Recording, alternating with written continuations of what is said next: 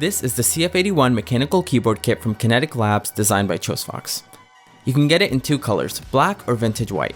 Personally, I find that black is great for monochrome setups, while vintage white is great if you're going for something warmer or vintage.